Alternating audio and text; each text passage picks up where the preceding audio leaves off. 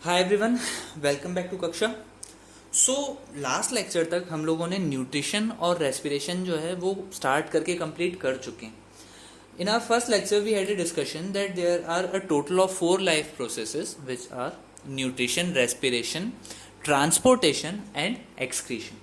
ठीक है, सो अभी तक हम लोग 2 लाइफ प्रोसेसेस के बारे में डिस्कशन कर चुके हैं काफ़ी डेप्थ में।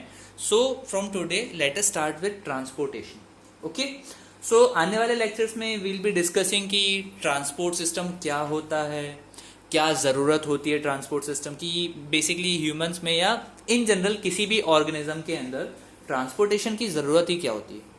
इसके अलावा जब हम लोग ये सारी चीज़ों की बात कर चुके होंगे तो फिर हम लोग डिस्कशन करेंगे कि ऐसे कौन से मटेरियल होते हैं जिनका ट्रांसपोर्ट होना ज़रूरी होता है। ठीक है, and in the end we'll be discussing transport system in various organisms. Basically अगर जैसे हम एनसीईआरटी उठाकर देखें तो एनसीईआरटी में उन्होंने 2 ट्रांसपोर्ट सिस्टम के बारे में बात करी है, एक प्लांट्स की और एक ह्यूमंस की। लेकिन हम लोग इसको थोड़ा सा और बेसिक से उठाने की कोशिश करेंगे। So we'll be starting with transportation in microorganisms. बहुत बेसिक सी चीज़ है, वैसे तो मुझे लगता है आप में से काफ़ी सारे बच्चों को पता भी होगा। जब हम लोगों ने अमीबा में डाइजेशन की बात करी थी, न्यूट्रिशन की बात करी थी, let me correct my self, तो उस टाइम पर हम लोगों ने डिस्कशन करा था कि जो फूड पार्टिकल्स हैं वो पूरी बॉडी में कैसे जाते हैं। तो थोड़ा बहुत प्रिमिटिव आइडिया आप लोगों को है। इन केस अगर आपको नहीं है तो इस लेक्चर के कंप्लीट होने तक हो जाएगा। ठीक है, सो हम लोग माइक्रो ऑर्गेनिजम्स में ट्रांसपोर्ट की बात करेंगे, then will be discussing the process of transportation in plants obviously, जहां पर हम लोग देखेंगे कि प्लांट्स में जो फूड पार्टिकल्स रहते हैं वो एक जगह से दूसरी जगह कैसे जाते हैं, जो वाटर रहता है, और जो मिनरल्स वगैरह होते हैं ये कैसे ट्रांसपोर्ट होते हैं। बहुत इंटरेस्टिंग सी चीज़ें आएंगी। नेगेटिव प्रेशर, सर प्रेशर तो सुना था या सुना था कुछ बच्चों के लिए, तो प्रेशर क्या होता है वो तो चलिए ठीक है। नेगेटिव प्रेशर के बारे में हम लोग डिस्कशन करेंगे यहाँ पर। इसके बाद फिर हम लोग डिस्कशन करेंगे about a very interesting process which is double circulation. लेकिन देखिए होता क्या है कि इन जनरल अगर बच्चों को डबल सर्कुलेशन पढ़ाते हैं तो कुछ बच्चे रहते हैं ब्रिलियंट, उनको एक बार में समझ में आ जाता है। लेकिन कुछ जो लॉजिकल बच्चे रहते हैं उनके दिमाग में क्लिक करता है कि सर सिंगल सर्कुलेशन क्या होता है, डबल सर्कुलेशन क्या होता है, 2 चैम्बर्ड, 3 चैम्बर्ड, 4 चैम्बर्ड हार्ट। तो यहाँ पर बच्चों में कन्फ्यूजन होता है। तो इसीलिए सबसे पहले हम लोग माइक्रो ऑर्गेनिज्म से स्टार्ट करेंगे, उसके बाद फिर हम लोग जाएंगे प्लांट्स पे, और फिर हम लोग जाएंगे जब एनिमल्स में, तो वहाँ पर सबसे पहले हम लोग डिस्कशन करेंगे about working of a 2 chambered heart, then a 3 chambered heart, 3, ठीक है, 3 chambered heart, and in the end we'll be discussing the working of a 4 chambered heart which is the working of a human heart. So ज़्यादा time बर्बाद नहीं करते हैं, let us start with the lecture. So हम लोगों को इस lecture में, इस सीरीज में डिस्कशन करना है अबाउट ट्रांसपोर्ट। तो सबसे पहले तो देखिए बेसिकली ट्रांसपोर्ट का अगर हम लोग मतलब समझने की कोशिश करें तो ट्रांसपोर्ट का मतलब क्या होता है भाई, किसी भी चीज़ को एक जगह से दूसरी जगह लेकर जाना, सिंपली इज ट्रांसपोर्ट। अब इन जनरल हम लोग ट्रांसपोर्ट का मतलब क्या समझते हैं, वैन आती है, हमको उठाकर स्कूल ले जाती है, स्कूल से लाकर वापस घर रख देती है, ठीक है, या फिर हम मटेरियल्स का ट्रांसपोर्ट करते हैं, लाइक एक बाइक को एक जगह पॉइंट एक्स से पॉइंट वाई पर ले गए। तो आप समझ रहे हैं ट्रांसपोर्ट का मतलब क्या होता है, बेसिकली सब्सटेंसेस का एक जगह से दूसरी जगह मूवमेंट, उसको हम लोग ट्रांसपोर्ट बोल सकते हैं। तो ट्रांसपोर्ट सिस्टम क्या होगा, यहाँ से हम लोग अपना लेक्चर स्टार्ट करते हैं। ट्रांसपोर्ट सिस्टम क्या होगा, ठीक है। तो ट्रांसपोर्ट सिस्टम की अगर हम बात करें तो ये कुछ भी नहीं होता बेटा, ये सिर्फ और सिर्फ एक चैनल होता है। अगर हम किसकी बात करें, अगर ट्रांसपोर्ट सिस्टम की बात करें तो ट्रांसपोर्ट सिस्टम बेसिकली एक चैनल होता है जिससे सारी की सारी जो चीज़ें रहती हैं वो एक जगह से दूसरी जगह जाती हैं, ठीक है।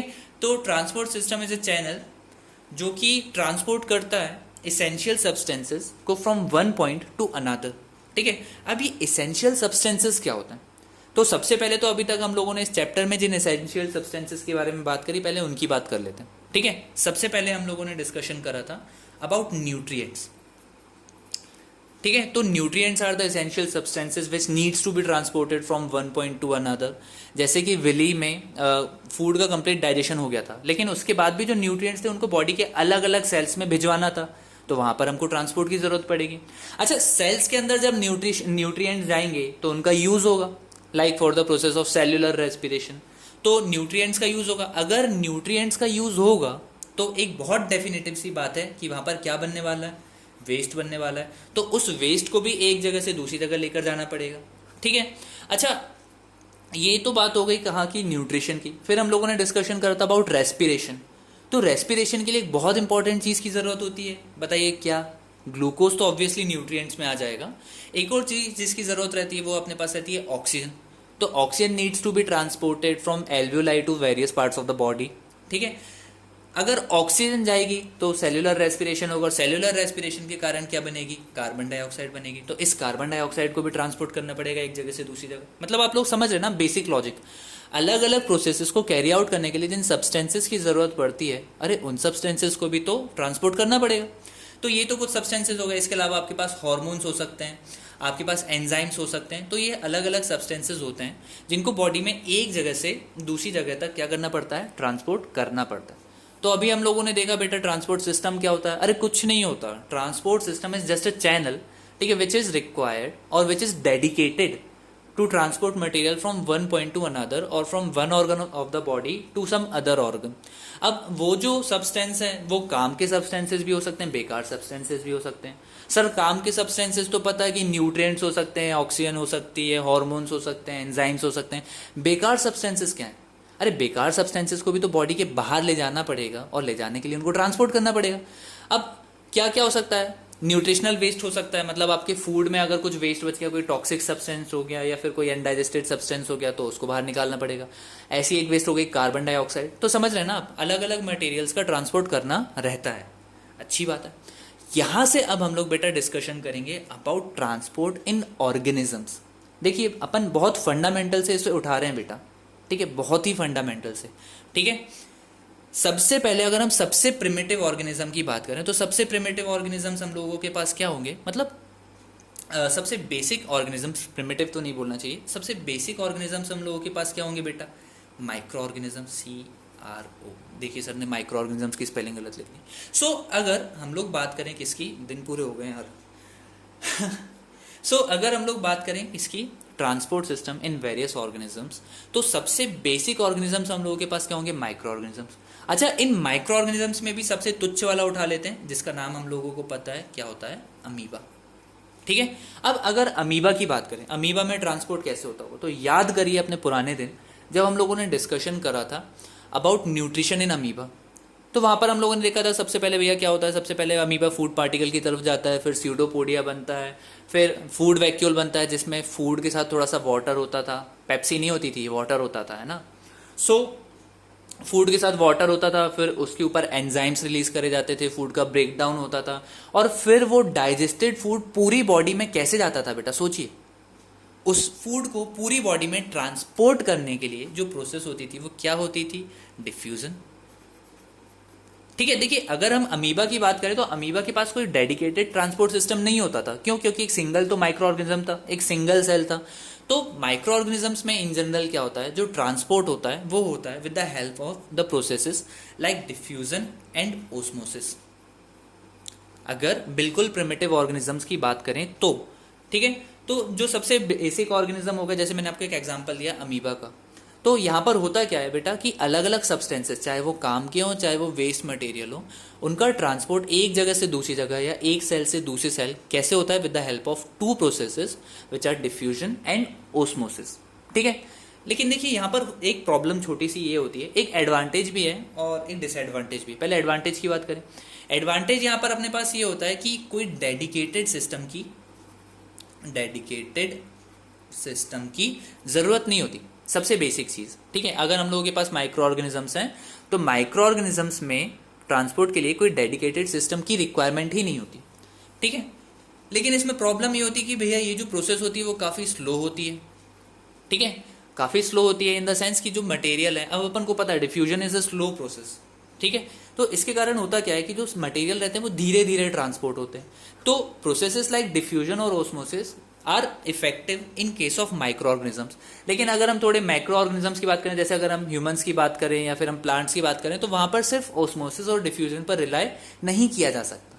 ठीक है, तो ये स्लो तो होती है लेकिन ये उतनी ज्यादा एफिशिएंट नहीं होती। मतलब स्लो तो होती है का क्या मतलब है, स्लो भी तो एक वही डिसएडवांटेज ही हुआ, और उतनी ज्यादा एफिशिएंट भी नहीं होती कि जो मटेरियल है वो फटाफट एक जगह से दूसरी जगह सारी जगहों पर पहुंच जाए।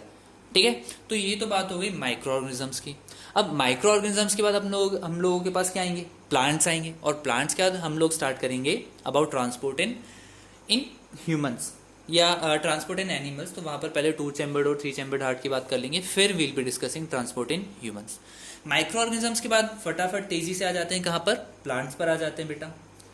तो प्लांट्स में क्या होता है, अब देखिए प्लांट्स में क्या होता है ये चीज़ आप लोगों को पता है। मतलब अगर आप लोगों ने 9th स्टैंडर्ड में बेटा इतना थोड़ा सा भी ध्यान दिया होगा तो आपको पता है कि प्लांट्स में ट्रांसपोर्ट के लिए क्या होता है। ठीक है, पता है क्या? बहुत सारे बच्चे ऐसे होंगे जिनको पता होगा कि प्लांट्स में ट्रांसपोर्ट के लिए क्या होता है। जिनको नहीं पता है कोई बात नहीं बेटा, नहीं पता तभी तो बेटा ये सारे लेक्चर्स वगैरह देख रहे हैं सर। ठीक है, प्लांट्स में अगर हम लोग ट्रांसपोर्ट की बात करें तो बेटा प्लांट्स में हम लोगों के पास 2 डेडिकेटेड टिश्यूज होती हैं, कॉम्प्लेक्स परमानेंट टिश्यू होती हैं। कौन कौन सी होती हैं, जल्दी से नाम बता दीजिए। इनके नाम हम लोगों के पास होते हैं जाइलम और फ्लोएम। ठीक है, ये चीज हम लोगों को ऑलरेडी 9th स्टैंडर्ड में हम लोगों ने पढ़ी हुई है सर। कहाँ पर पढ़ी हुई है एक बार बता दूं वापस से। देखिए हम लोगों ने पढ़े टिश्यू, ठीक है, a group of cells. Tissue हम लोगों ने पढ़े 2 टाइप के, एक थे हम लोगों के पास प्लांट टिश्यू और दूसरे हम लोगों के पास थे एनिमल टिश्यू। प्लांट टिश्यू में हम लोगों के पास 2 कैटेगरी थे, एक जिसके सेल डिवाइड होते थे तो उसको हम लोगों ने बोल दिया था मेरिस्मेटिक, और जिसके सेल डिवाइड नहीं होते थे उनको बोल दिया था परमानेंट। अब परमानेंट में भी 2 टाइप के थे, एक थे सिंपल परमानेंट और एक थे कॉम्प्लेक्स परमानेंट। सिंपल परमानेंट में सारे के सारे सेल्स एक जैसे बने हुए थे, पैरेनकाइमा, कोलेनकाइमा, स्क्लेरेनकाइमा। और कॉम्प्लेक्स परमानेंट में जो टिश्यू थे वो अलग अलग टाइप के सेल से मिलकर बने हुए थे, और वहां पर आपने ये पाप किए हैं बेटा, जाइलम और फ्लोएम। ठीक है, तो प्लांट्स में अगर हम लोग ट्रांसपोर्ट की बात करें तो ट्रांसपोर्ट होता है with the help of basically xylem and phloem. ये हम लोगों का 9th स्टैंडर्ड का ज्ञान है। हम लोगों को हो सकता है ये भी पता हो कि जाइलम की अगर हम लोग बात करें तो जाइलम ट्रांसपोर्ट करता था क्या, बताइए। जाइलम ट्रांसपोर्ट करता था वाटर और साथ में मिनरल्स। ठीक है, अगर हम बात कर रहे थे जाइलम की तो जाइलम ट्रांसपोर्ट कर रहा था क्या, वाटर और मिनरल्स। और अगर फ्लोएम की बात कर रहे थे तो फ्लोएम ट्रांसपोर्ट करता है हम लोगों के पास फूड और साथ में हॉर्मोन्स। ठीक है, तो जाइलम जो है वो ट्रांसपोर्ट कर रहा है वाटर और मिनरल्स का, और फ्लोएम जो रहता है it transports food and hormones. अच्छा, मैं इस चीज में बहुत ज्यादा अंदर नहीं घुसूंगा कि जाइलम जो रहता है उसमें कौन कौन से एलिमेंट्स रहते हैं, उनका काम क्या होता है, क्योंकि बेटा ये सारा जो है वो 9th स्टैंडर्ड के टॉपिक्स में कवर हो जाता है। ठीक है, 10th स्टैंडर्ड में हम लोग इनको वापस से लेकर आए हैं, तो इसका रीजन ये है कि हम लोग 10th स्टैंडर्ड में डिस्कशन करेंगे कि ये जो दोनों की दोनों टिश्यूज हैं, या ये जो प्रोसेस होती है ऑफ ट्रांसपोर्ट ऑफ फूड और हार्मोन्स और वाटर एंड मिनरल्स, ये कैसे होती है। ठीक है, हम लोग इस बारे में डिस्कशन नहीं करेंगे कि जाइलम में जो फ्लो होता है वो यूनिडायरेक्शनल होता है, फ्लोएम में बाई डायरेक्शनल होता है, या फिर जाइलम में मोस्टली सेल्स डेड होते हैं, फ्लोएम में मोस्टली लिविंग होते हैं। जैसा भी है जो भी है, मैं बहुत ज़्यादा डिस्कशन इस बारे में नहीं करूंगा। We'll be discussing about the functioning of xylem and phloem. ठीक है, so in our next lecture will be discussing about these processes कि जो वाटर मिनरल्स रहते हैं वो एक जगह से दूसरी जगह कैसे जाते हैं, जो फूड और हॉर्मोन्स रहते हैं वो एक जगह से दूसरी जगह कैसे जाते हैं। So thank you and stay tuned.